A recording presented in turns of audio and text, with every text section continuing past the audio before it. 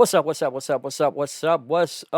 everybody, and welcome to the AEW Revolution review. Rolling solo dolo tonight for this review. Wanted to have a few people on tonight, but unfortunately, other schedules or given this show ran to almost 11 o'clock my time, Chicago time zone over here tonight. Could not get on, or some said they probably weren't even going to see the show. So I'm going to be doing a review on my own tonight. But yes, AEW Revolution from San Francisco, California, at the Chase Center, home of the Golden State Warriors. And I kind of wondered if they was even going to sell out this building. They probably did. I'm not really sure. The crowd looked full, but I'm not sure if it was a full house in that. But I did watch some of the pre-show. I didn't see all of it. I did see the tag match though, with Mark Briscoe and the Lucha Bros versus Josh Woods, Aria Davari, I should be saying, and Tony Nese, Mark Sterling out there, the varsity athletes. Basically, this was just a six-man for the pre-show. Pretty good out there. A good match. Obviously, the faces we're gonna go over here. It's always cool to see, Mark Briscoe. Don't get me wrong; it is still still a little bit odd until reality sets in that, you just used to seeing both the Briscoe brothers. And I've said it before, I'm glad to see Mark Briscoe even on AEW. I just still hate, given the circumstances, to why, and, wish it would have been a better, a different way. But, it was still good to see him out there with the Lucha Brothers out there.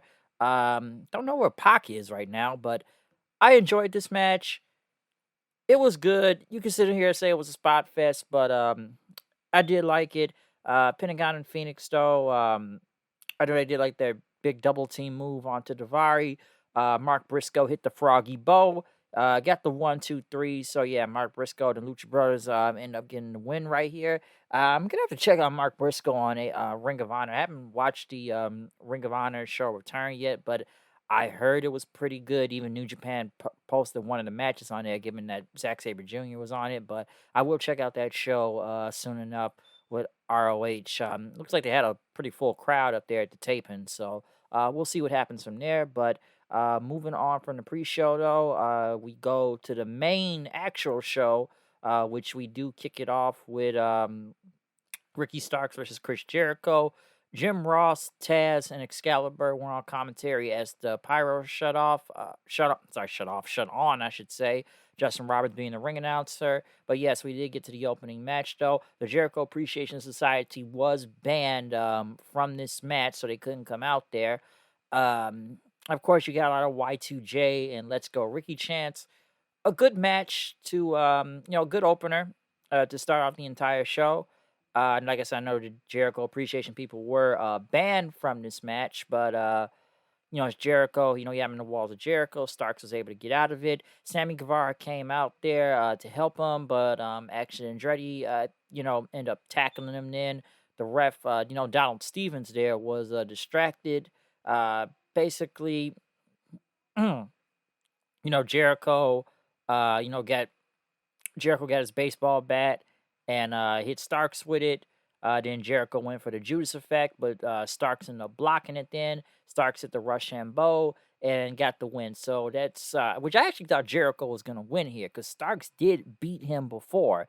But I guess they rather went with Starks going over Jericho right here, 2-0. I hope this feud is over. I don't want to see it again. When it comes to any feud with Chris Jericho, we'll probably be sitting through it for almost like 8 to 10 months, like we did with the Appreciation Society versus, the Blackpool Combat Club. That went on forever. And I mean, that feud went on forever. But then again, all these Jericho feuds go on forever. I would hope it would be over. I hope it doesn't go all the way into Double or Nothing because that's another 2 months away. But hopefully it doesn't have to go that far and they end it off from here and both of these guys can go on and do something entirely different because I'm just sick of watching this feud. And if you go back and look last week when Starks was saying, I'm done with Chris Jericho, the fans were happy because they didn't want to sit through this feud anymore. So hopefully they move on to something different and we don't have to see the same thing coming up this Wednesday. But still a good opener though. Starks got the win. Next, Christian Cage went against Jungle Boy in a final burial match. Basically, this was a casket match. I thought maybe a buried alive match, but no, this was a casket match. Okay, basically, you have a coffin and there's dirt right there, and you got to get him up, up the ramp into it. Christian. Well, I know they say he was wearing like a turtleneck with the sleeves cut off, so that was his gear out there. He had that turtleneck on, but his sleeves were cut off from it. This is the first match Christian Cage has had since returning off of injury and whatnot. And I guess they had to finish this feud because one, I know it did. I don't want to say it ended abruptly, but they had the whole Luchasaurus thing, and then Christian and was gone. But then I guess several, and I was like, was that all out? Was that was Full Gear the last time we saw Christian? Because then Christian was gone, and then he finally came back. Which even I was to the point like, oh yeah, we're still doing this feud, okay. But Jericho, not Jericho, Jungle Boy coming out with the blue jeans and the cowboy boots, as my friend Steven would say. Got the HBK 2002 look going against Triple H at SummerSlam right there. But this was good. I thought this was a good brawl. I've been the biggest fan of Jungle Boy nowadays. Maybe that when that just comes to mic skills most of the time. But I did enjoy this match. I thought it was a pretty good brawl. I know they had Jungle Boy's mom and sister out there watching on. He was some pretty brutal shots, especially when Christian knocked them off of the off the steel steps, and it looked like he landed on his head on the sharp edge part, or almost to it, because he just tripped him, and he landed hard on those steps. Christian was bleeding out there. Christian took his belt off his pants, started whipping him several times. Then making Jungle Boy's family watch. And then, they're trying to get to the coffin in, which they did get up there. You got the chair. Christian got out of it. Backdropped him, trying to put him into the, coffin. Hit him with a kill switch and whatnot, but still did not work. Pushed him off the stage, but Jungle Boy came back and jumped onto him then, which, they still fought all the way back up to the coffin then, which Christian threw some dirt at him, hit a kill switch onto the dirt, and then he put his head on a chair, and he was going to go for a concerto, but next Jungle Boy, he rolled out of it. Basically, they fighting over the shovel back and forth, gouging each other's eyes here and there. They swinging the chair, swinging the shovel. Jungle Boy end up, still getting the upper hand, taking the chair, knocking Christian into it. Basically, he ended up hitting him with a concerto, and then threw him in there, and he threw him in there and put his arms over, put his arms over his chest and kissed him on the forehead, closed the lid, and the casket fell into the dirt. So, Jungle Boy won. I actually thought Christian was going to win right here, because I'm surprised we didn't even see Luchasaurus in this match. I actually thought he would have made a return to come back and help Christian, but no, he didn't come back to help him. I thought it was going to be one of those things where Christian was going to get the upper hand, given that he just came back. I think one thing that kept this feud alive was just Christian's promos, because Christian got some true heat out there. Go back and look at his promo on Wednesday, okay? Christian was just spitting fucking bars out there, all right? Christian is just hella great on the mic. I actually thought he would have won.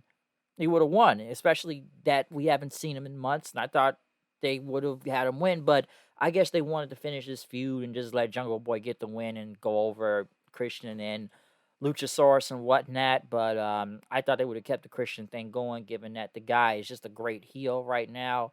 But I guess they're going to move on from this. And like I said, the promos really help. Just keep Christian talking, because we know Jungle Boy can't really talk, okay?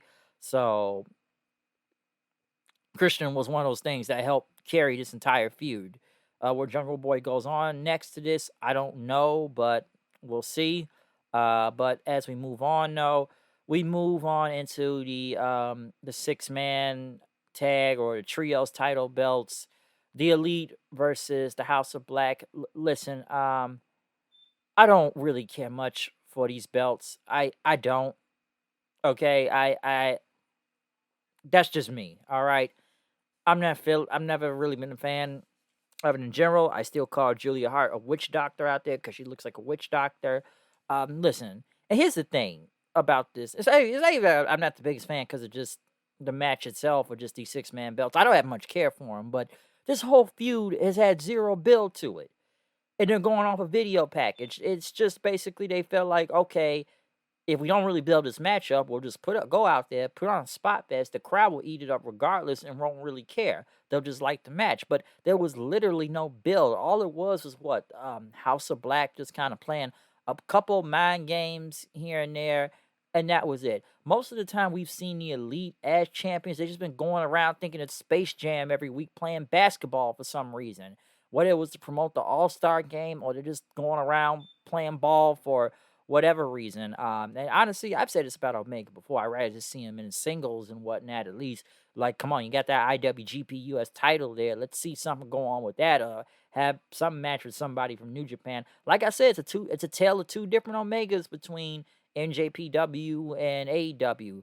Hey, when I said about Ospreay, that match was just fucking fantastic. That's the real Kenny Omega. I look at AEW version, it's kind of like it's a whole different dude. And then again, maybe it's just because he's got the Bucks with him. It makes it, like I say, it's a tale of two different Omegas. I've said this before in the past, but recently it really does show you. Okay, listen, I don't have much to say about this match. Okay, it was a spot fest. Whether you liked it or not, it was a spot fest. You're either gonna like it or you're gonna hate it. Okay, but at this point in the game, I can tell how a lot of Young Bucks matches go. So it doesn't surprise me all the time. Now, did I think the Elite were gonna go over here? Yeah, I kind of thought they were. I know Julie Hart had somewhat got involved in the match, but what she ended up getting knocked down. I know they had Don Callis on commentary. I don't have much care for Cutlet and Michael knocking, get the hell off my TV and whatnot. But so they didn't really factor into this match. But overall, like I said, definitely a damn spot fest out there.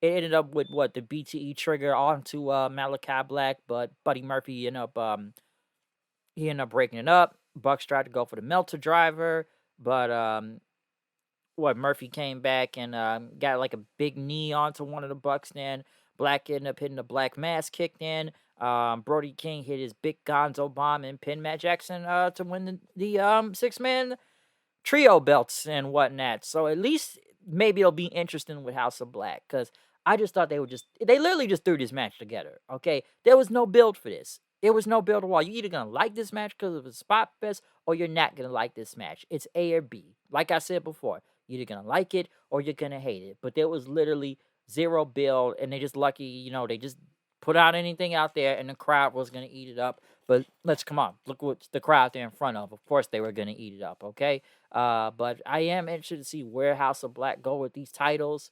Like I said, it's a lot of belts on the show as it is anyway. I don't really care that much when it comes to the 6-man belts in general. I don't know if it was because of your lead or maybe it's just they have a lot of teams and factions around here. It's just, do you care that much to see it? But maybe House of Black will make it interesting. Now, some would question the Elite losing. Now, I know Omega's contract has been in question for a good minute now, and that his contract has been up since January and whatnot. But given he still has the IWGP US title, I don't know if he's going anywhere right now. And then again, there's been rumors about him maybe going to WWE. Could be, I don't know. But the Bucks, they think the Bucks may follow him, which that wouldn't surprise me. But the Bucks' contract don't come up until November, if I'm not mistaken. I was told earlier tonight, so I'm not sure when their contracts actually come up, but we'll see. But do I think Omega may be going to WWE?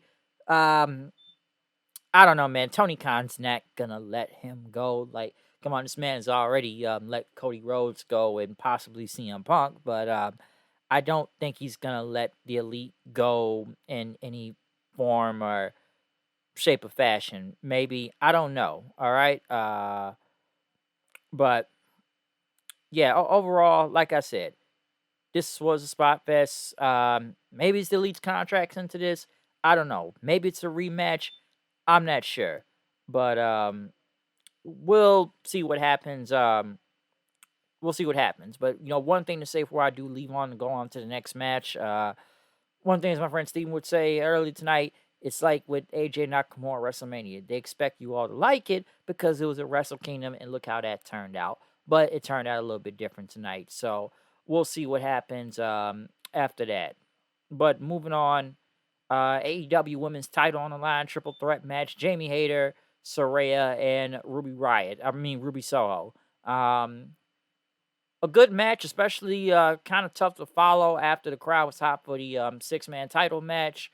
But this was still a really good match. Now, I think the build and the whole story of it has been trash, and that I don't think anybody has really cared for it much in general, because it's what Saraya and them, and Ruby's the lone one, and who is she gonna join? And Saraya and Tony Storm, they say they're taking over and trying to be like the NWO, and Britt Baker and Jamie Hayter being the originals. I don't want to say Jamie Hayter still playing second fiddle to Britt Baker in a way, but in a way she is. I know she's the champion, but it almost feels like she hasn't had that much of a spotlight at the same time. Like I said, this wasn't a bad match. It was actually pretty good. The story has been ass and whatnot, and you gotta give it to Saraya. Now, I know given a triple threat match, it does put a little bit more ease onto Saraya due to her having still her neck issues and whatnot, but she was taking some good pumps out there. I got to give her that too. But basically, what Hayter ended up ducking a kick from Ruby, and then ended up just rolling her into a pin and getting the 3 count, and boom, there you go. She retained the title. But Tony Storm ended up attacking right after. Baker, they're all brawling in the ring. Ruby ends up helping Baker and Jamie Hayter throwing, Saraya and Tony Storm out, saying, "You don't love this place. It's our home, bitches." And then, Ruby just takes her out, which I don't know why they just wait to do that now. Why didn't they just have her I guess they wanted to build a surprise. Oh, no, she actually turned. But, yeah, she ended up just beating up both Baker and Hayter, and all three of them jumped them. So, yeah, welcome to since they're all like former WWE talent here. Saraya, Tony Storm, and Ruby Riot. So basically, they're wannabe NWO right now with the spray paint and writing an L onto Baker and Hayter. So yeah, Ruby heel turn for Ruby right here, joining up with Storm and Saraya. Maybe they'll lead to something. We'll see. But nah, not a bad match though. Next, the Texas Death Match: Hangman Page versus Jon Moxley. Listen, I would have cared about this match more. But here's the thing. We've passed the rubber match already, okay? This is like what, the fifth match now? I could see if this was the third match leading into this, but we have seen this match several times. And at this point, I'm just ready for this feud to end, okay? Don't get me wrong. They've had some pretty good matches, in the past. How long have they been doing this? Like a month or two now? Very good matches, but was there really need for a Texas death match? Was it? When it's not even in Texas? That, and like I said before, we passed the rubber match already. And then again, listen, of course you were going to get a lot of hardcore stuff out here, which even I thought kind of got ridiculous. And listen, this was a long ass match, okay? It really was. So I'm not surprised given the time they got out there. And this, once again, this is going to be one of those things you either like it or you hate it. Of course you're going to see blood because Moxley bleeds every freaking week on this show. Listen, the blood would have been more impactful, of this match if Moxley didn't bleed every week, but he bleeds every week on the show that it really has no meaning to it anymore. He just bleeds for the sake of bleeding, and you gotta blame production on this too, because we see him take out the blade and blade himself, and it just gets the ridiculous. Like, oh, Mox is gonna bleed. Oh, here we go, and I don't know, this feud has just gone on forever, and then it's like the Blackpool guys are involved, and then the Dork Order is in it, and then you put on this bullshit match with Evil Uno for some odd-like reason, but it leads up all into a Texas death match, and of course it was going to get violent, okay? We had forks, we had barbed wire, we had barbed wire tables, we had bricks for God's sakes, and that's where it got ridiculous for me when the bricks came in, all right? But they're stabbing each other with forks out there, bleeding, and like I said, it's gonna pop the crowd, of course, but they're bleeding out there. We got barbed wire chairs.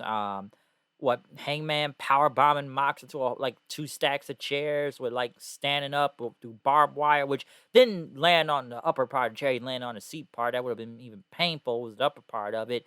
Even Hangman, which even I feel like it's some ridiculous spots. Like, okay, I'm gonna wrap some barbed wire around myself, put it on my stomach, and then do a moonsault off the you know the top rope to the outside, which it looks cool in a way, but how much damage does that really put on you or your opponent? Think about that for a second.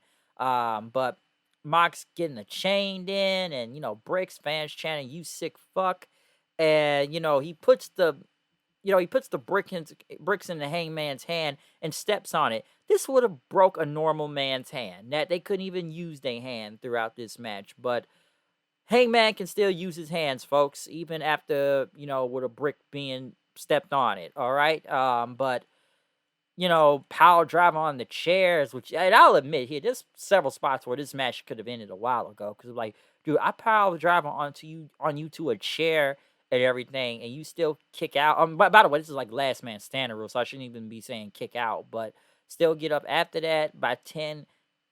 That's where it got a little bit ridiculous. And, we got them going through barbed wire boards through the outside. Hangman still putting that barbed wire on around his his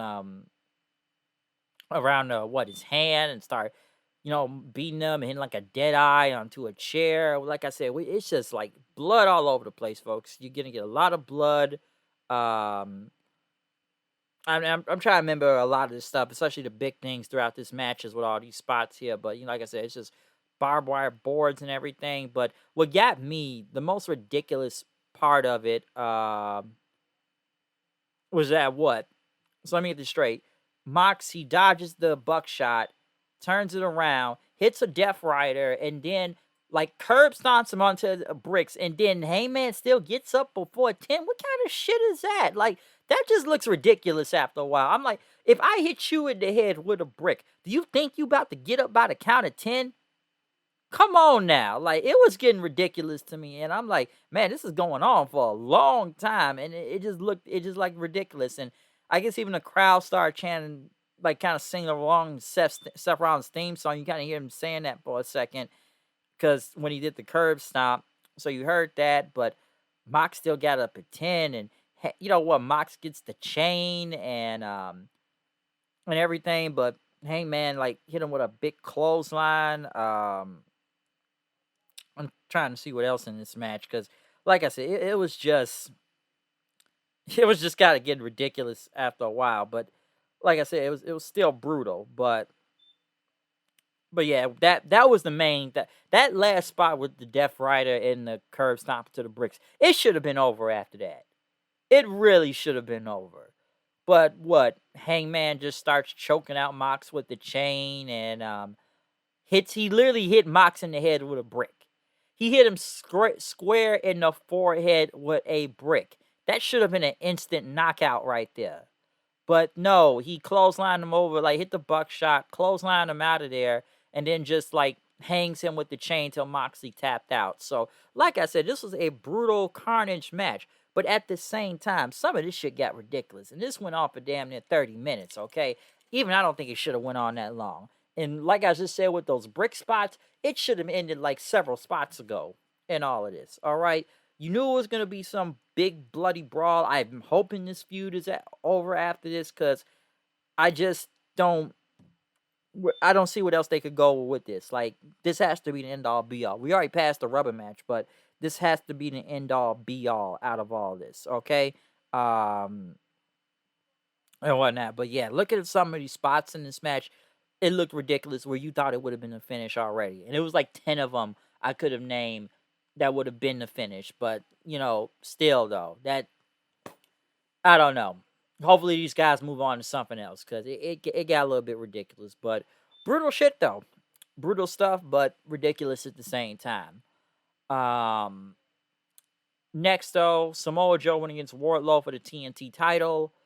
Powerhouse Hobbs is watching up in the raft, well, not the Raptors, but from like the skybox.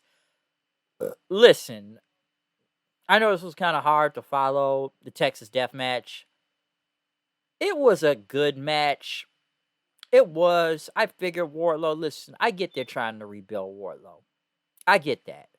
But at the same time, you want to try to tell, I know they're trying to tell like his life story, doing that, having him sit down, but it's a video I watched one day, and my friend showed me this and made a good point. Remember when Wardlow was like Goldberg, white hot, powerbomb symphony, just come out and kill everybody every week, because he really cooled off after the MJF feud. He really did. And even getting the TNT title, like come on, the guy was fighting security guards almost every week at one point. And then he got the TNT title, but it kind of cooled off from there. And listen, I think the feud has been kind of somewhat ridiculous with Joe and Wardlow, because we went from what? Samoa Joe being a damn savage, cutting Wardlow's hair after he beat him, just so he could drop the belt to Darby Allin like a week later for no reason. And then Darby just holds it for like several weeks. Joe gets it back just so Wardlow can return and we can continue the feud, which makes me wonder, what was the point of putting the belt on Darby to begin with?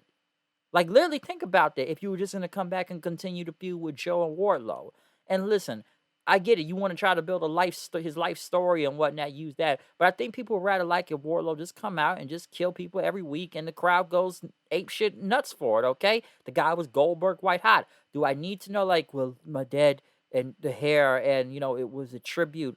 That's nice and all, but I thought this guy was supposed to be like a monster out there, just a destroyer of worlds or something like that. Okay, like, did we really need to know his life story? And listen, this was a good match and all, but I figured he was gonna get the win to get payback on Joe, because Joe tried to do his own power bomb on him then, but Wardlow got out of it, and then he ended up choking out Joe. I was actually surprised to even see him choke out Joe. I'm surprised he just didn't power bomb Joe and win from there. But yeah, he choked him out. So kind of abruptly also. Now it will be Wardlow versus Powerhouse Hobbs for the TNT title this Wednesday. I don't think Wardlow's gonna lose. I don't think Hobbs needs to lose right here also, but I don't think Wardlow's dropping that belt right now. He just got it back. As for Samoa Joe, maybe he's still in this feud by Wednesday. I don't know. But then again, they probably want him on Ring of Honor so he can do something with that TV belt. But the match it was okay and whatnot. Like I said, it was kind of hard to follow after the Texas Death Match, but still though. What was next? Here's another match I did not have much care for. The tag team titles. The Gun Club, the Acclaim, which I have to say those bars was weak as hell. They came out with Jeff Jarrett and Jay Lethal, a wild Slapnuts appears, and Orange Cassidy and Danhausen. Listen, I didn't really care much for this tag match. The Gun Club are the Gun Club. And that's still, I don't know. I don't even hate the Gun Club, but it's the Gun Club. I like the Acclaim, but even I feel like I don't want to say the Acclaim fell off and it's still over, but even their run kind of, it was good, but it was starting to kind of lose its luster. I have zero care for Orange Cassidy and Danhausen. I think it's a damn joke to even why they were even put in this damn match. And I saw that little casino battle royale the other night, and I know they didn't get FTR. We'll get to that in a second, but wow, they could have put another team on there that had some type of credibility. That, like, the minute I saw Cassidy, like, it was bad enough of Orange Cassidy beating W. Morrissey on there on Wednesday. That's already bullshit in its own right. But the fact that you had the Pocket Man himself in this match made zero sense. Honestly, I wanted Jeff Jarrett and Jay Lethal to win. I actually wanted them to win. I'd rather have had them win just because. I don't care. And of course, you are going to get a lot of stuff going on in this match, okay? Expect a lot. And like everybody's got like damn near a manager or something out there. So you know you were going to get some type of a train wreck in this match, okay? And everybody getting involved. Sanjay Dutt getting in there. Satam Singh, which everybody tries to take him out then, and everybody's like hitting multiple like moves on him until Billy Gunn hits him with the famouser then, tells him to suck it. Gunn's ended up nutshotting badass Billy Gunn then, taking him out then. Like I said, it's just everybody just hitting finishers. Cassidy hitting a mic check on one of the Guns, they're going for them. Jeff Jarrett's getting his guitar, trying to hit Caster with it, but it did not work. Made him get in the guitar, but Donald Stevens, the referee, took the guitar from Caster. Lethal hitting Caster with a Golden Globe Award or something. And then Jarrett trying to get the pin, but, having a shoving match with the ref then. And then what? I'm trying to remember. What was it? Jarrett, he got thrown out the ring then. And, the Gun Club ended up taking out Danhausen. And that was it, okay? So I didn't really care much for this match. I figured the Gun Club was gonna win just because, anyways. But I was actually going with Jared and Lethal right here. But then they can say who's the ass boys now, and then they said we beaten all the teams and we want respect. And then FTR's music hits, big pop. FTR come out and attack the Guns. I don't know what happened to Dax's head and why he was bleeding. I need to go back and rewatch that. But they ended up hitting the Shatter Machine on both the Gun Club guys, and they stood tall. Will FTR actually win the titles this time? Will they actually at least actually get some TV time and actually wrestle on this show and get a better push? Don't get me wrong, they had like 3 sets of title belts, but we barely ever saw them wrestle on AEW, which their contracts apparently don't come till April. Don't get me wrong, Dax says a lot of stuff on the internet nowadays, given that he has a podcast and stuff, which even some stuff I've either heard him say it on Twitter can get somewhat ridiculous and whatnot, but I know they've been talking about their contracts coming up, so I guess they're sticking around. Now they don't lose the title. Now they don't win the title soon, and they lose to the Gun Club.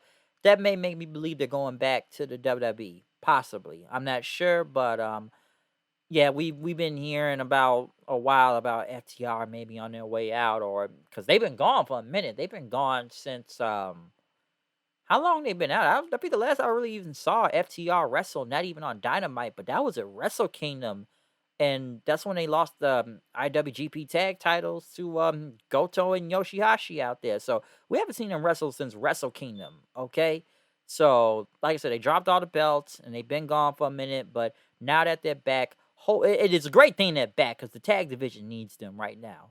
They really need FTR. Okay, because looking at the tag division right now, it's either like this a lot of teams, but either they're not really good, they're a joke, or you don't care about them. And it's probably like 1 or 2 teams currently that's not FTR that I give some type of crap about that I like, but they need FTR back right now. They really, really need FTR. So it was great to see them, and they did the Shatter Machine, and they're back. But now we go to the main event, which is MJF versus Bryan Danielson in a 60-minute Iron Man match for the AEW World Heavyweight Championship.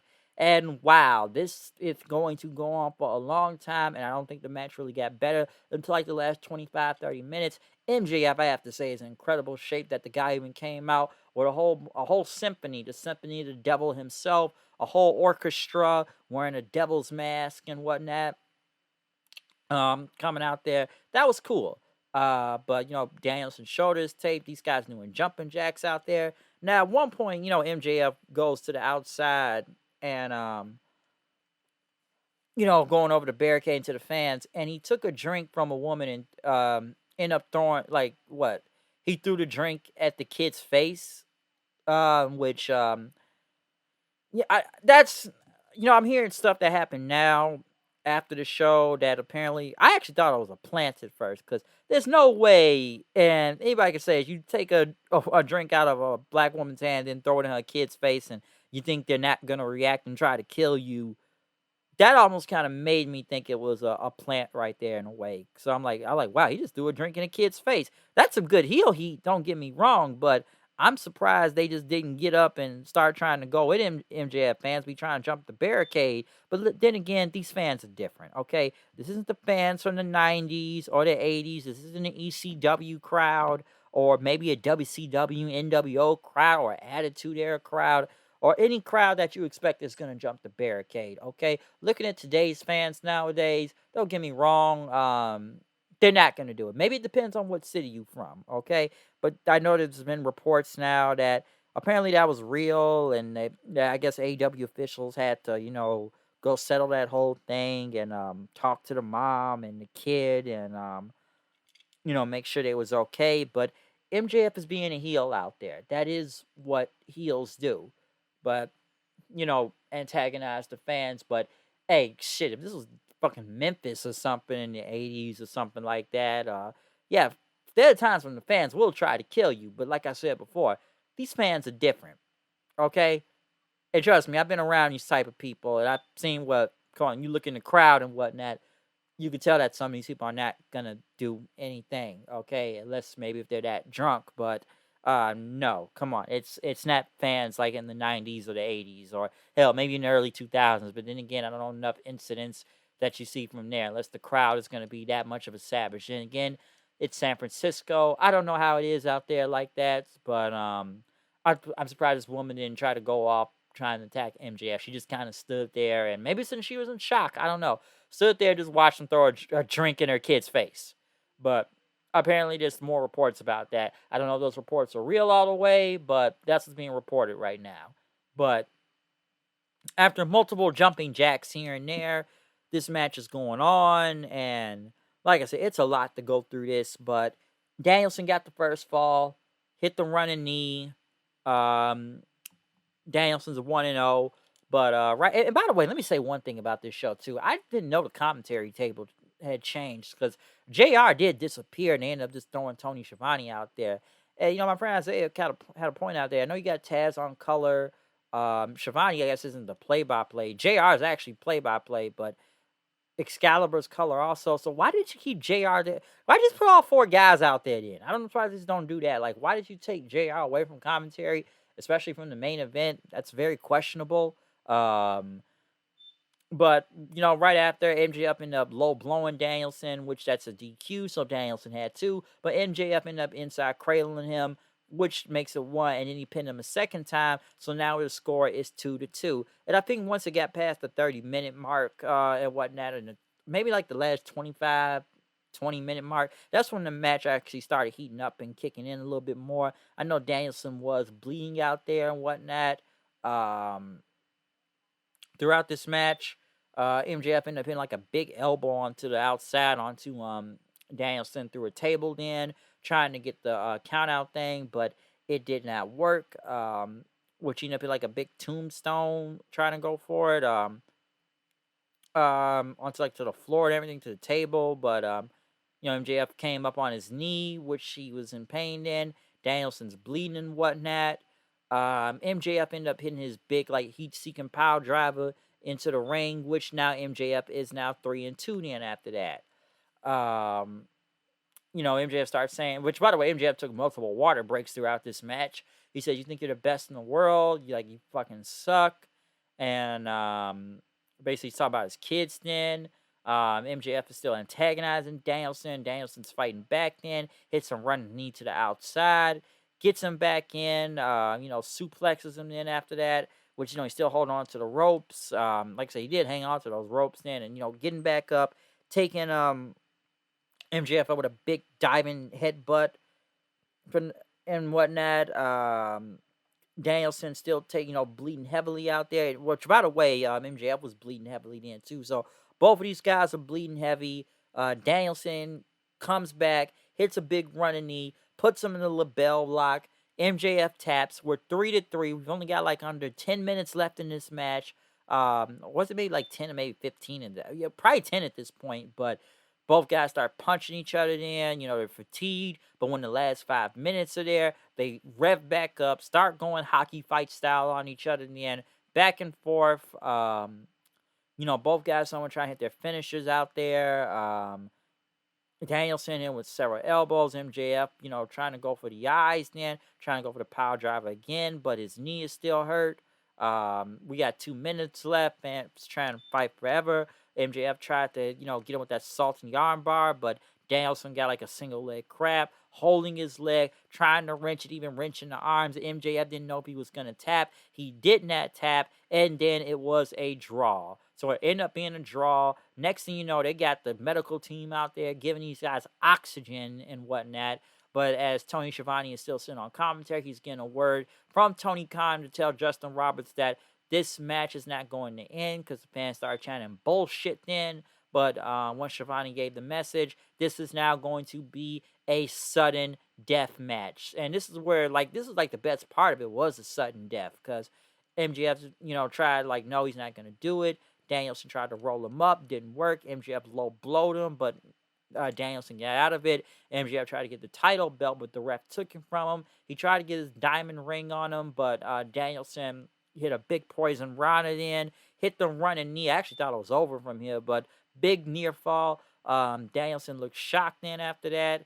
going for MJF's bad leg, so trying to get him to tap out, and even the referee taking away the diamond ring so he couldn't use it from MJF. But MJF got to the ropes, then tapped, and he waited to the outside of the ring, had the oxygen tank. Danielson tried to go get him, but he ended up getting hit with the oxygen tank. Then he went for the label lock, thinking that MJF was thinking Danielson was going to be, pass out and whatnot. But Danielson, with whatever little life he had left, tried to get out of it, but he ended up tapping out to his own submission. So this went over an hour and 5 minutes. MJF still is the World Heavyweight Champion. Obviously the best match out of the night. But when it comes to Iron Man matches, it's either going to be two things. You're either going to pay attention to this whole thing and whatnot. And we've seen matches go 60 minutes before where it doesn't even need to be an Iron Man match. That could be off a regular match. And I could name examples if you want to go from what?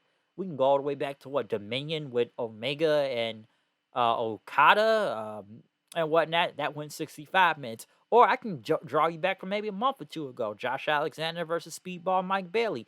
That went over an hour.